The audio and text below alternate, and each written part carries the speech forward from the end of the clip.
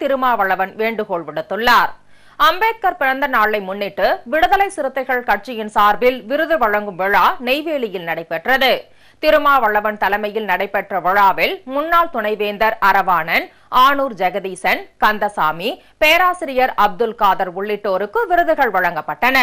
முன்னதாக செய்தியாளர்களிடம் பேசிய தொல் திருமாவளவன் தமிழகத்தில் ஏழை எளிய மக்களை பாதிக்கும் டாஸ்மாக் கடைகளை மூட வேண்டும் என்றும் முழுமையான மதுவிலக்கு கொள்கையை அமல்படுத்த வேண்டும் என்றும் கேட்டுக் கொண்டார்.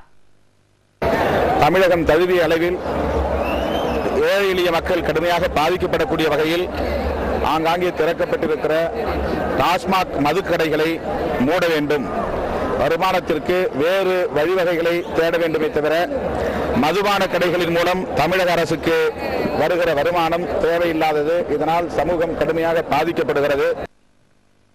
விழாவில் முன்னாள் சட்டமன்ற உறுப்பினர் ரவிக்குமார் உட்பட